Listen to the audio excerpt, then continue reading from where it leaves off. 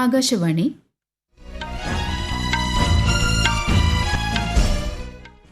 നമസ്കാരം.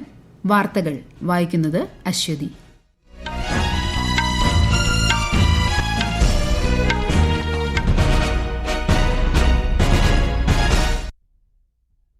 പ്രധാന വാർത്തകൾ.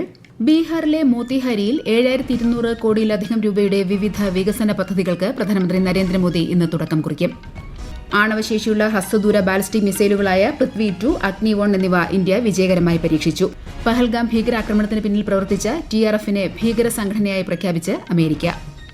നിമിഷപ്രിയ കേസിൽ കേന്ദ്ര സർക്കാർ സാധ്യമായ എല്ലാ സഹായവും ചെയ്യുന്നുണ്ടെന്നും വിഷയം സൂക്ഷ്മമായി നിരീക്ഷിച്ചു വരികയാണെന്നും വിദേശകാര്യ മന്ത്രാലയം. കേരളത്തിൽ ചുവപ്പ് ജാഗ്രത പ്രഖ്യാപിച്ച വയനാട്, കണ്ണൂർ, കാസർഗോഡ് ജില്ലകളിലെ എല്ലാ വിദ്യാഭ്യാസ സ്ഥാപനങ്ങൾക്കും ഇന്ന് അവധി. ഫ്രീസ്റ്റൈൽ ഗ്രാൻഡ്സ്ലാം ചെസ് ടൂർ 4ാം പാദത്തിൽ ലോക 1ാം നമ്പർ മാഗ്നസ് കാൾസിനെ കീഴടക്കി Indian grand master R Praggnanandhaa. വാർത്തകൾ വിശദമായി. പ്രധാനമന്ത്രി നരേന്ദ്രമോദി ഇന്ന് പശ്ചിമ ബംഗാളിലും ബീഹാറിലും സന്ദർശനം നടത്തും. ബീഹാറിലെ മോത്തിഹാരിയിൽ 7200 കോടിയിലധികം രൂപയുടെ വിവിധ വികസന പദ്ധതികൾക്ക് തുടക്കം കുറിക്കും. സോഫ്റ്റ്വെയർ ടെക്നോളജി പാർക്കുകൾ, റോഡ് പദ്ധതികൾ എന്നിവ ഇതിൽ ഉൾപ്പെടുന്നു. 4 പുതിയ അമൃത് ഭാരത് ട്രെയിനുകളും പ്രധാനമന്ത്രി ഫ്ളാഗ് ഓഫ് ചെയ്യും. പശ്ചിമ ബംഗാളിൽ ദുർഗാപൂരിൽ 5000 കോടി അധികം രൂപയുടെ വികസന പദ്ധതികൾക്കും ശ്രീ മോദി ശിലാസ്ഥാപനം നിർവഹിക്കും. പുതിയ പദ്ധതികൾ ഒട്ടേറെ അവസരങ്ങൾ തുറന്നു നൽകുമെന്ന് പ്രധാനമന്ത്രി സാമൂഹിക മാധ്യമത്തിൽ കുറിച്ചു. ആണവശേഷിയുള്ള ഹ്രസ്വദൂര ബാലിസ്റ്റിക് മിസൈലുകളായ പൃഥ്വി 2, അഗ്നി 1 എന്നിവ ഇന്ത്യ വിജയകരമായി പരീക്ഷിച്ചു. ഒഡീഷ തീരത്തെ ചാന്ദിപ്പൂരിലായിരുന്നു വിക്ഷേപണം. പരീക്ഷണം വിജയകരമായിരുന്നുവെന്ന് പ്രതിരോധ മന്ത്രാലയം അറിയിച്ചു. 350 കിലോമീറ്റർ ദൂരപരിധിയുള്ള പൃഥ്വി 2 മിസൈലിന് 500 കിലോഗ്രാം വരെ ഭാരം വഹിക്കാൻ കഴിയും. പരമ്പരാഗത ആയുധങ്ങളും ആണവ പോർമുനകളും വഹിക്കാൻ ശേഷിയുണ്ട്. അഗ്നി 1 മിസൈലിന് 700 മുതൽ 900 കിലോമീറ്റർ വരെ ദൂരപരിധിയുണ്ട്. 1000 കിലോഗ്രാം ഭാരം വഹിക്കാൻ കഴിയും. ഇന്ത്യയുടെ ആണവ പ്രതിരോധത്തിൽ അവിഭാജ്യ ഘടകങ്ങളാണ് പൃഥ്വി 2, അഗ്നി 1 മിസൈലുകൾ. ശ്രദ്ധേയമായ നേട്ടത്തിൽ ഇന്ത്യൻ സൈന്യത്തെയും DRDOയെയും രാജ്യരക്ഷാമന്ത്രി രാജ്നാഥ് സിംഗ് അഭിനന്ദിച്ചു.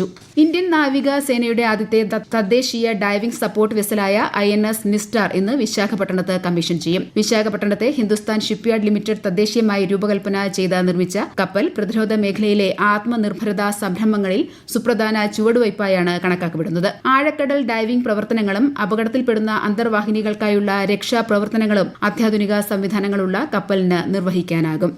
പഹൽഗാം ഭീകരാക്രമണത്തിന് പിന്നിൽ പ്രവർത്തിച്ച ദി റെസിസ്റ്റൻസ് ഫ്രണ്ടിനെ ഭീകര സംഘടനയായി പ്രഖ്യാപിച്ച് അമേരിക്ക.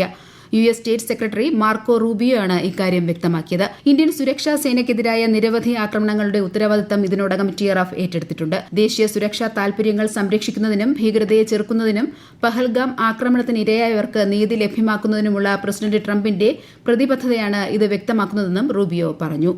റഷ്യൻ ക്രൂഡ് ഓയിലിന് മേലുള്ള ഉപരോധത്തിൽ ഇന്ത്യയ്ക്ക് ആശങ്കയില്ലെന്ന് കേന്ദ്ര പെട്രോളിയം പ്രകൃതിവാതക മന്ത്രി ഹർദീപ് സിംഗ് പുരി. വിപണിയിൽ ആവശ്യത്തിന് എണ്ണ ലഭ്യമാണെന്നും അദ്ദേഹം ന്യൂഡൽഹിയിൽ ഊർജ്ജ വാർത്ത 2025 പരിപാടിയിൽ സംസാരിക്കവെ വ്യക്തമാക്കി. കുറഞ്ഞ വിലയ്ക്ക് എവിടെ നിന്ന് എണ്ണ ലഭിക്കുന്നുവോ അവിടെ നിന്ന് ഇറക്കുമതി ചെയ്യും. 40ഓളം രാജ്യങ്ങളിൽ നിന്ന് എണ്ണ ഇറക്കുമതി ചെയ്യുന്നതിനുള്ള വിതരണ ശൃംഖല ഇന്ത്യയ്ക്കുണ്ടെന്ന് മന്ത്രി പറഞ്ഞു.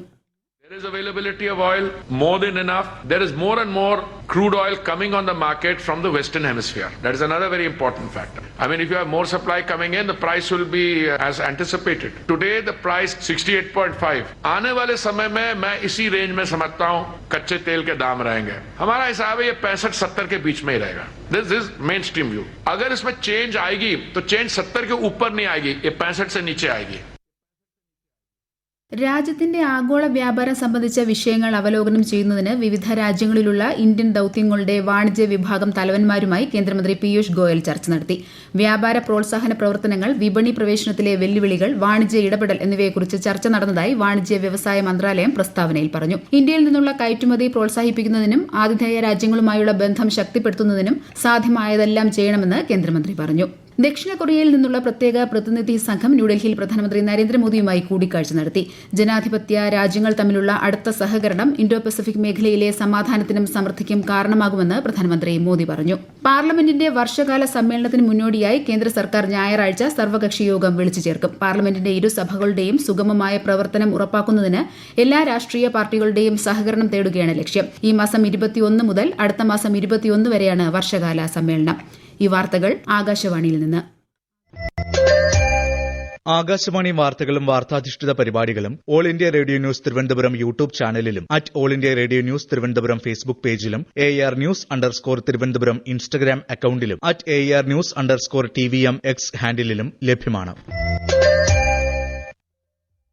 ആരോഗ്യപൂർണമായ ഇന്ത്യയ്ക്കായി സമഗ്രമായ ചികിത്സാ സൌകര്യങ്ങൾ നൽകുക എന്ന ലക്ഷ്യത്തോടെയാണ് സർക്കാർ പ്രവർത്തിക്കുന്നതെന്ന് കേന്ദ്രമന്ത്രി JP നഡ്ഡ ന്യൂഡൽഹിയിൽ ഒരു പരിപാടിയെ അഭിസംബോധന ചെയ്യുകയായിരുന്നു അദ്ദേഹം. രാജ്യത്തുടനീളം 1.77 ലക്ഷം ആയുഷ്മാൻ ആരോഗ്യ മന്ദിരങ്ങൾ സർക്കാർ നിർമ്മിച്ചിട്ടുണ്ട്.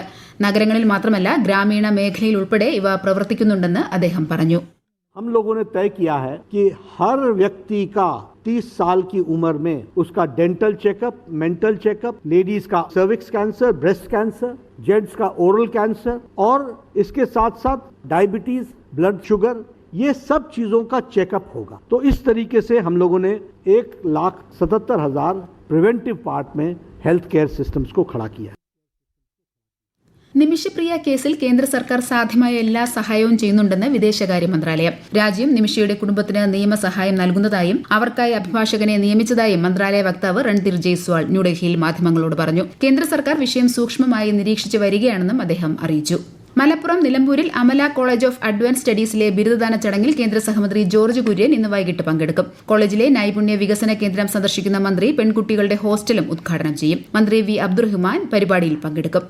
കേരളത്തിൽ അതിതീവ്ര മഴയ്ക്ക് സാധ്യതയെന്ന് കേന്ദ്ര കാലാവസ്ഥാ വകുപ്പ്. ഇന്ന് വയനാട്, കണ്ണൂർ, കാസർഗോഡ് ജില്ലകളിൽ ചുവപ്പ് ജാഗ്രത പ്രഖ്യാപിച്ച സാഹചര്യത്തിൽ ഈ ജില്ലകളിലെ എല്ലാ വിദ്യാഭ്യാസ സ്ഥാപനങ്ങൾക്കും ഇന്ന് അവധി നൽകി. ഇടുക്കി, മലപ്പുറം, കോഴിക്കോട് ജില്ലകളിൽ ഓറഞ്ച് ജാഗ്രത നൽകിയിട്ടുണ്ട്. മലയോര മേഖലകളിൽ ജാഗ്രത കർശനമാക്കി. കേരള, കർണാടക, ലക്ഷദ്വീപ് തീരങ്ങളിൽ ഈ മാസം 21 വരെ മത്സ്യബന്ധനത്തിന് വിലക്കേർപ്പെടുത്തി. വിവിധ ജില്ലകളിലായി ആകെ 674 പേരാണ് നിപ സമ്പർക്ക പട്ടികയിൽ ഉള്ളതെന്ന് മന്ത്രി വീണ ജോർജ്. മലപ്പുറം ജില്ലയിൽ 131 പേരും, പാലക്കാട് 426 പേരും, കോഴിക്കോട് 115 പേരും, എറണാകുളം, തൃശൂർ ജില്ലകളിൽ ഒരാൾ വീതവുമാണ് സമ്പർക്ക പട്ടികയിലുള്ളത്. കൊല്ലം തേവലക്കര ബോയ്സ് സ്കൂളിൽ വൈദ്യുതാഘാതമേറ്റ് മരിച്ച മിഥുന്റെ സംസ്കാരം നാളെ നടക്കും. മിഥുന്റെ വിദേശത്തുള്ള അമ്മ എത്തിയതിനു ശേഷമാകും ചടങ്ങുകൾ. സംഭവവുമായി ബന്ധപ്പെട്ട് വ്യാപക പ്രതിഷേധം ഉയർന്നിട്ടുണ്ട്. കൊല്ലം ജില്ലയിൽ ഇന്ന് KSU, ABVP തുടങ്ങിയ വിദ്യാർത്ഥി സംഘടനകൾ വിദ്യാഭ്യാസ ബന്ദ് പ്രഖ്യാപിച്ചു. 2036 സമ്മർ ഒളിമ്പിക്സിലും പാരാലിമ്പിക്സിലും ലോകത്തെ മികച്ച 10 രാജ്യങ്ങളിൽ ഒന്നിലെത്തുകയാണ് രാജ്യത്തിന്റെ ലക്ഷ്യമെന്ന് കേന്ദ്രമന്ത്രി മൻസുഖ് മാണ്ഡവ്യ. സ്പോർട്സ് ഒരു പൊതുപ്രസ്ഥാനമാണെന്നും എല്ലാവരും ഒരുമിച്ച് പ്രവർത്തിച്ചാൽ മാത്രമേ ലക്ഷ്യങ്ങൾ കൈവരിക്കാൻ കഴിയൂ എന്നും മന്ത്രി പറഞ്ഞു. ന്യൂഡൽഹിയിൽ നടന്ന ഖേലോ ഭാരത് കോൺക്ലേവിൽ സംസാരിക്കുകയായിരുന്നു അദ്ദേഹം. ഒരു ഏകീകൃത ശക്തിക്ക് മാത്രമേ ഇന്ത്യയെ ആഗോള കായിക ശക്തി കേന്ദ്രമാക്കാൻ കഴിയൂ എന്നും ശ്രീ മാണ്ഡവ്യ പറഞ്ഞു.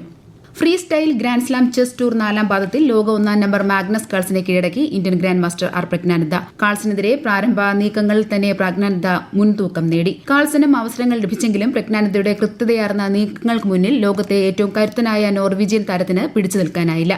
39 നീക്കങ്ങളിൽ 5 വട്ടം ലോക ചാമ്പ്യനായ കാൾസിന്റെ പോരാട്ടം അവസാനിച്ചു. ദിവസങ്ങൾക്ക് മുമ്പ് ക്ലാസിക്കൽ ചെസ്സിൽ ഇന്ത്യയുടെ ലോക ചാമ്പ്യൻ ഡി ഗുകേഷും കാൾസിനെ തോൽപ്പിച്ചിരുന്നു.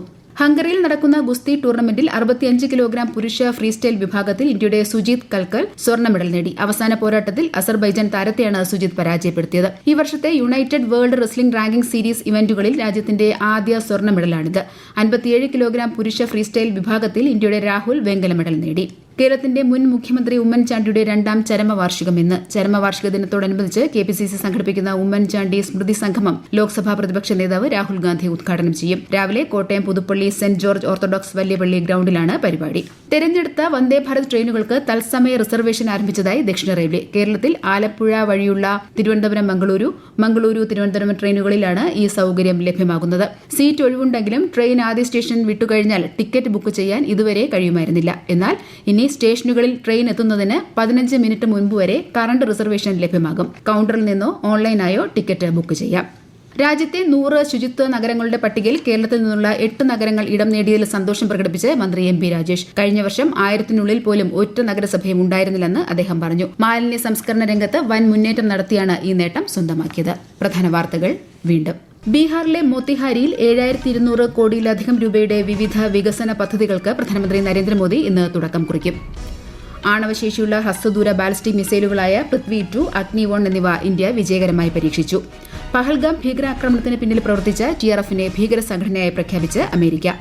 നിമിഷപ്രിയ കേസിൽ കേന്ദ്ര സർക്കാർ സാധ്യമായ എല്ലാ സഹായവും ചെയ്യുന്നുണ്ടെന്നും വിഷയം സൂക്ഷ്മമായി നിരീക്ഷിച്ചു വരികയാണെന്നും വിദേശകാര്യ മന്ത്രാലയം.